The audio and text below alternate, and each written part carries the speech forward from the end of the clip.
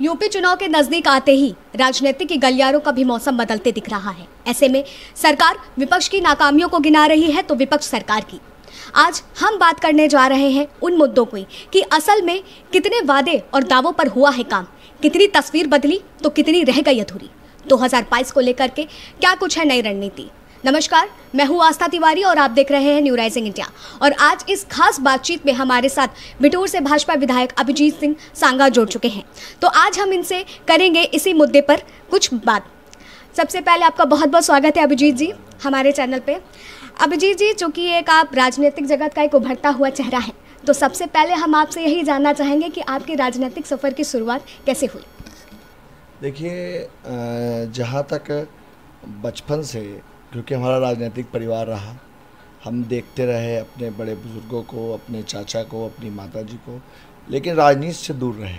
लेकिन जब ग्रेजुएशन कर चुके थे, ऐसी परिस्थितियाँ बनी कि पंचायत चुनाव में भाग लेने का काम किया और उस चुनाव में ऊपर वाले के आशीर्वाद से, जनता के आशीर्वाद से 2005 में उत्तर प्रदेश से में सबसे कम उम्र के जिला पंचायत सदस्य के रूप में हमने जीत दर्ज करने का काम किया।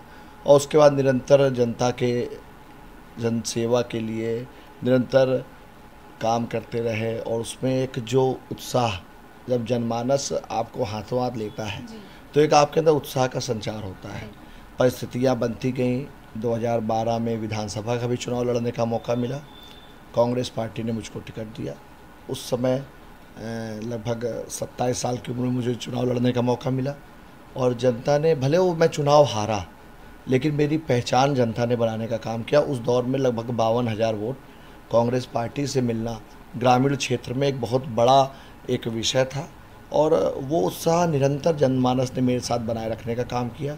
और उसकी परिणति ये हुई कि आज मैं आपके बीच में विधायक के रूप में जनता की सेवा कर रहा हूँ, जनता के प्रतिनिधि के रूप में सड़क की आवाज़ को विधानसभा में उठाने का काम कर रहा हूँ और प्रयास कर रहा हूँ कि जो जनता का विश्वास मेरे ऊपर है उसको पूरा करने का काम करूँ। अभिजीत जी, हम आपसे जानना चाहेंगे कि क्या लगता है आपके हिसाब से इस बार जब भाजपा पार्टी सत्ता में आई है तो कितने वादे और दावे हो गए हैं पूरे। देखिए, एक भारतीय जनता पार्टी का जो एक प्रमुख एजेंडा था, नारा था, सबका साथ सबका विकास। तो आप देख रहे हैं कि कोई भी योजना आई हो वो सबके लिए आई है। अगर हमने किसान सम्मान निधि दी है तो चाहे वो अगड़े वर्ग का किसान हो, चाहे पिछड़े वर्ग का किसान हो, या दलित हो, या हिंदू हो, या मुसलमान हो, सबको हम लोगों ने किसान सम्मान निधि देने का काम किया है। अगर हमने उज्ज्वला योजना में गरीबों के घर में महिलाओं को सिलेंडर देने की व्यवस्था की है तो हर समाज के उस गरीब वर्ग को देने का काम किया है। उसकी जात नहीं देखी है, उसका धर्म नहीं देखा है। कोई भी योजना आई हो, समाज के हर वर्ग को मिला। प्रधानमंत्री आवास योजना हो, मुख्यमंत्री आवास योजना हो, दीनदयाल ग्रामीण विद्युतीकरण योजना हो। हमारी विधानसभा में 200 से ज़्यादा ऐसे गांव थे जिनके सृजन के बाद आज तक वहाँ बत्ती नहीं थी। वहाँ पर खंबे, तार, बल्ब, रोशनी एक सपना होता था। लोग वहाँ रिश्ते नहीं करते थे कि इस गांव में बिजली नहीं है। और मैं गर्व के साथ कह सकता हूँ कि 2017 में मैं विधायक बना और 2019 आते आते दीनदयाल ग्रामीण विद्युतीकरण योजना से 200 से ज़्यादा हमारे यहाँ गांव पूर्वे मजरे हैं जहाँ पर हम बिजली पहुँचा चुके हैं, जहाँ 15 से 18 घंटे बिजली हर कीमत पर मिलती है, हर परिस्थिति में मिलती है। ये एक बहुत बड़ी उपलब्धि हमारे यहाँ है। और साथ ही साथ मैं दूसरा विषय कहूँगा, देखिए ये तो रचनात्मक कार्य है, हर सरकार करने का प्रयास करती है, योजनाएं बनाती है, नीतियाँ बनाती है, लेकिन हमारा जो नेतृत्व है, विश्व का सबसे ईमानदार नेता नरेंद्र मोदी जी आज हमारा प्रधानमंत्री है। मुख्यमंत्री के रूप में आप देख रहे हैं योगी जी, जिनकी एक मिसाल दी जाती है पूरे उत्तर प्रदेश में नहीं, पूरे देश में, विश्व में, पूरे विश्व पटल में भी उनकी तारीफ़ की जा रही है कि योगी जैसा मुख्यमंत्री आज अगर हमारे पास होता तो आज हम लोग बहुत कुछ कर सकते थे, ऐसा नेता होता तो कर सकते थे। उन्होंने एक भय मुक्त वातावरण उत्तर प्रदेश की धरती को देने का काम किया है। अभिजीत जी, आपसे हम जानना चाहेंगे, क्योंकि कोरोना काल एक ऐसा दौर रहा है, उस समय कुछ यूपी के कई जिलों से ऐसी तस्वीर भी हमारे सामने आई जहां गंगा में बहती लाशें, जिसका ना तो कोई हिसाब है और ना ही कोई सरकारी रिकॉर्ड। और ऐसी ही कुछ तस्वीरें बिठूर के घाटों से भी देखने को मिली हैं। तो उस विषय पर आप क्या कहेंगे? देखिए, आपकी पहली बात सही है, लेकिन बिठूर के घाटों पे ऐसी लाशें नहीं मिली हैं, इसका मैं दावा कर सकता हूँ। क्योंकि यहाँ पर आपको एक आपने वो दौर देखा होगा, मुझे याद है वो शायद 15 अप्रैल का या 15 मई का समय था जब पंचायत चुनाव संपन्न हो रहे थे। उस समय एकदम से ये वेव आई है, और जब ये वेव आई है तो हम लोग कहीं ना कहीं वो परिस्थिति हो गई है कि जैसे आपके घर में मैं आऊँ 4, 5, 10 लोगों के साथ में आऊँ तो आप मेरे लिए सब मेरा सादर सत्कार कर सकते हैं, आदर सत्कार कर सकते हैं। लेकिन अगर आपके पास हम 5000 लोगों के साथ पहुँच जाएँ, 500 लोगों के साथ पहुँच जाएँ, तो कहीं ना कहीं एक अव्यवस्था बनेगी।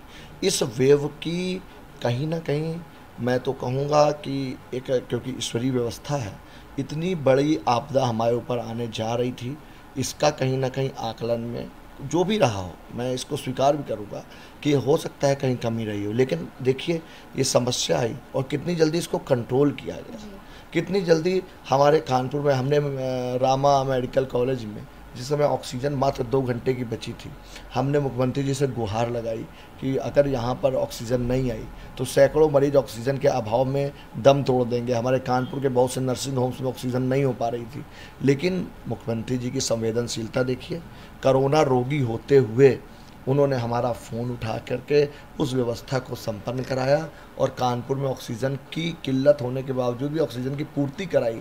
तो मैं तो ये कहूँगा कि डैमेज कंट्रोल भी एक अपने आप में उपलब्धि है, इसको भी हमको देखना चाहिए। मानते हैं कुछ कमियां हुई होंगी कहीं ना कहीं, क्योंकि जो दाह संस्कार होते हैं, कहीं कहीं हमारे संस्कारों में, हमारे रीति रिवाजों में ये व्यवस्था है कि हम लोग राख ले जा करके गंगा जी में डालते हैं।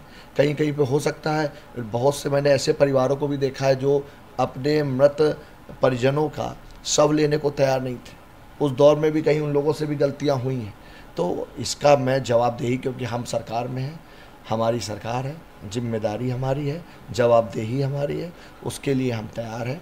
और जनता इस दर्द को और इस समस्या को और हमारी मजबूरी को समझती है। अभिजीत जी, आपसे हम ये भी जानना चाहेंगे, जब भाजपा पार्टी सत्ता में आई तो उसके 2 मुख्य मुद्दे थे, देश का विकास और राम मंदिर। तो क्या इस बार भी हिंदुत्व के नाम पर वोट मिलेगा? देखिए, हिंदुत्व तो मुद्दा नहीं है जी। हिंदुत्व तो हमारी श्रद्धा है, हमारी आस्था है। हिंदुत्व के नाम पर हम वोट नहीं मांगते हैं। कहीं ना कहीं हिंदुस्तान में रहने वाले हर नागरिक को हिंदू होने पर गर्व हो, इसका प्रयास भारतीय जनता पार्टी करती है। और ये हमारी सरकार रहेगी, नहीं रहेगी, इसके लिए हमारे सनातनी, हमारे साथी, भारतीय जनता पार्टी के कार्यकर्ता या अन्य संगठन इसके लिए काम करते रहेंगे। इसके लिए और सरकार बनाने से, वोट लेने से कोई विषय नहीं है। हिंदू अपना संरक्षण, हिंदुओं का कहाँ है, हिंदुओं का कहाँ सम्मान है और हिंदू कहाँ सुरक्षित है, हिंदू अच्छी तरीके से जानता है। इसलिए हिंदू को कहीं पर भी हम लोग ना प्रोत्साहित कर सकते हैं, ना आकर्षित कर सकते हैं। वो अच्छे से हिंदू जानता है कि हमारा संरक्षण कहाँ है, हमारा कहाँ पे हम सुरक्षित हैं। हिंदू अच्छे से। अभिजीत जी, अयोध्या से लेकर के चित्रकूट तक विकास हो रहा है। और रही बात बिठूर की, तो बिठूर भी त्रेता युग के लिए और 1857 की क्रांति के लिए जाना जाता है। तो इसी बीच आपसे हम ये प्रश्न करना चाहेंगे कि आखिर इसको एक बड़े पैमाने पे पर्यटन स्थल बनाने के लिए कोई पहल क्यों नहीं? बहुत सी चीज़ें आपको पता है और बहुत सी चीज़ों के अभी हम आपको बताएंगे। देखिए, बिठूर जैसा कि आपने बताया, आपने विधानसभा में बहुत से मेरे उद्बोधन भी आपने सुने होंगे, वक्तव्य भी सुने होंगे, और उसमें मैंने सफलता भी पाई है। जो आज हमारा भारतीय जो राष्ट्रीय पर्यटन मानचित्र है, सबसे पहले 2017 में इसको राष्ट्रीय मानचित्र में हम लोगों ने शामिल करवाने का काम कर लिया है। इसमें हम लोग सफल हो चुके हैं। आज नमामि गंगे की परियोजना से हमारे बिठूर में प्रत्येक घाट का निर्माण और सुंदरीकरण हो चुका है। आप उसको जा कर के देख सकते हैं।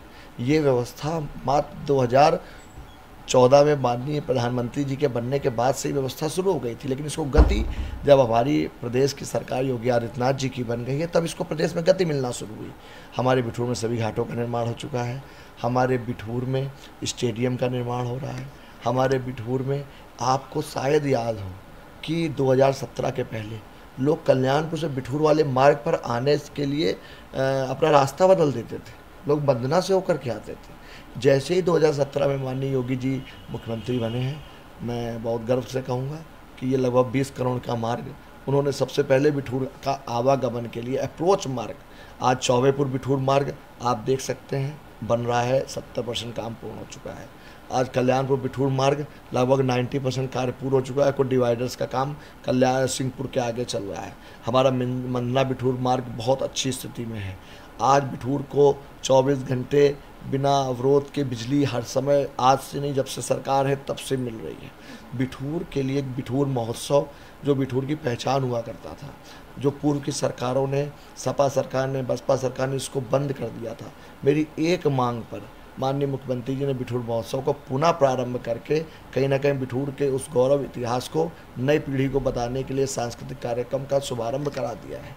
ये प्रश्न उठाना मैंने इसलिए आपसे ये प्रश्न किया क्योंकि आपको अगर थोड़ा सा इतिहास के पन्नों में ले जाएंगे तो ज़्यादा दूर नहीं, 1991 में जब कल्याण सिंह की सरकार थी, तब खुद जब वो मुख्यमंत्री थे और वो जब यहाँ पर आए थे तो उन्होंने इसको एक पर्यटन स्थल बनाने के लिए मुद्दा उठाया भी था और इसके लिए यहाँ पर कुछ उन्होंने दिया भी था, लाभ भी के लिए भी कुछ दिया था। तो उसको लेकर के आप क्या कहना चाहेंगे? आप देख सकते हैं, देखिए बिठूर में मैं तो इतना कहूँगा कि बहुत से ऐसे विषय हैं। कल्याण सिंह जी की देखिए एक राष्ट्रवादी सोच है। उन्होंने हमेशा उन केंद्रों को, उन धार्मिक स्थानों को, उन क्रांतिकारी स्थानों को हमेशा तवज्जो दी है, स्थान दिया है और वो आज परिणति योगी जी उनके दिखाए हुए रास्ते पर आगे चल करके उन कार्यों को पूरा करा रहे हैं। आज बिठूर में हमारे कानपुर जनपद की सबसे अच्छी गौशाला बनकर के तैयार हो चुकी है। आज बिठूर में स्टेडियम बनकर के तैयार हो चुका है। बिठूर में आयुर्वेदिक चिकित्सालय बनकर के तैयार हो चुका है। हमारे बिठूर में एक CSC बनकर के तैयार हो चुकी है। बिठूर में जो भी प्राथमिक विकास की व्यवस्थाएं हैं उसके लिए हम लोग निरंतर लगे हुए हैं और मैं गर्व से कह सकता हूं कि हमारे बिठूर को एक आदर्श नगर पंचायत के रूप में चुना भी गया है और उसके लिए जो फंड शुरुआत में, क्योंकि कोरोना की एक महामारी में हम लोगों को योजनाओं में जो फंड मिलते थे उनमें कटौती की जा चुकी है। वो एक क्योंकि एक राष्ट्रीय आपदा है, अंतर्राष्ट्रीय आपदा है, उसको जनता भी समझ रही है, हम लोग भी समझ रहे हैं। लेकिन विकास के पथ पर योगी जी और मोदी जी के दिखाए हुए रास्ते पर उनके एक सच्चे सिपाही होने के नाते हम चल रहे हैं। यूपी चुनाव के आने से पहले, यूपी चुनाव क्या, अगर किसी भी चुनाव के आने से पहले एक रिजल्ट बनकर के तैयार होता है जिसके आधार पर जनता से वोट लेने व लुभाने की बात की जाती है। तो ऐसे में जब बात रोजगार की आएगी तो क्या लगता है युवा आपके साथ खड़ा होगा? देखिए बिल्कुल होगा, क्यों होगा मैं आपको बता रहा हूँ। उद्योग जब होंगे तब रोजगार होगा। उत्तर प्रदेश का एक जो परसेप्शन था पूरे देश में, उत्तर प्रदेश और बिहार का परसेप्शन मिलता जुलता हुआ करता था। अपराधियों के नाम से, माफियाओं के नाम से, अपराधों के नाम से ये कानपुर और उत्तर प्रदेश जाना जाता था। आज योगी जी ने अपराधियों की कमर तोड़ दी है। औद्योगिक घरानों को, उद्योगियों जो लगाने वाले हमारे साथी हैं उनको एक माहौल, एक वातावरण दिया है कि उत्तर प्रदेश में उनसे कहीं रंगदारी नहीं मांगी जाएगी, उनको कहीं परेशान नहीं किया जाएगा। और मेरी विधानसभा में तो मैं तो अपने आप को सौभाग्यशाली मानता हूँ कि लेदर क्लस्टर बन रहा है तो हमारे रमईपुर क्षेत्र में बन रहा है, वो मेरी विधानसभा क्षेत्र है। आज डिफेंस फ्रंट कॉरिडोर बन रहा है तो वो मेरे उसमें बन रहा है, साण क्षेत्र में, जिसमें भूमि भी अधिग्रहित की जा चुकी है। औद्योगिक लोग जो कंपनियां हैं उनको जगह भी दी जा रही हैं। तो ये एक शुरुआत हो चुकी है और जो आने वाले समय में जो आज हम लोग देख रहे हैं, जनता का एक अटूट विश्वास योगी जी के ऊपर है और आने वाले समय में इन नौजवानों को रोजगार भी निश्चित रूप से इन्हीं स्थानों पर मिलेगा, ऐसा मेरा मानना है। अब जी आखिरी सवाल और सबसे अहम सवाल, 2022 को लेकर के क्या कुछ नई रणनीति है? क्या गाड़ी पटरी पर आएगी या फिर उतरेगी? इतनी गाड़ी पे पटरी पे एक्सप्रेस चल रही है, ये मोदी योगी एक्सप्रेस है, बहुत तेज़ी से चल रही है और आप लोग देख रहे हैं हमारा वोट बैंक, हमारा वोट प्रतिशत हर चुनाव में बढ़ा है। अभी 2019 में जब बुआ भतीजे एक साथ हो गए, होने के बाद में जातिवाद का पराकाष्ठा कर दी, लेकिन हमारे राष्ट्रवादी लोग सब लोग एकजुट होकर के भारतीय जनता पार्टी को 51% से भी ज़्यादा मत दे करके उत्तर प्रदेश में एक ऐतिहासिक जीत 2019 में, 2017 में पंचायत चुनावों में आपको देखने को मिल रही है। और मेरा ऐसा मानना है कि देखिए गाड़ी तो पटरी में है, रेल पटरी पे है, साइकिल कभी रेल का पीछा कर नहीं सकती है, हाथी कभी रेल का पीछा कर नहीं सकता है। तो अब ये मान के चलिए निश्चित रूप से कमल खिलने जा रहा है और उत्तर प्रदेश में उस बार से भी ज़्यादा सीटें भारतीय जनता पार्टी की आने जा रही हैं। तो ये थी खास बातचीत अभिजीत जी के साथ में, जिन्होंने कई अहम मुद्दों पर अच्छे सवालों के और अच्छे जवाब भी दिए। तो अब ऐसे में देखना होगा कि वाकई 2022 को लेकर के क्या रिजल्ट आता है, जनता किसके साथ खड़ी होती है, क्या कुछ नया देखने को मिलता है। कैमरा पर्सन सार्थक के साथ आस्था तिवारी।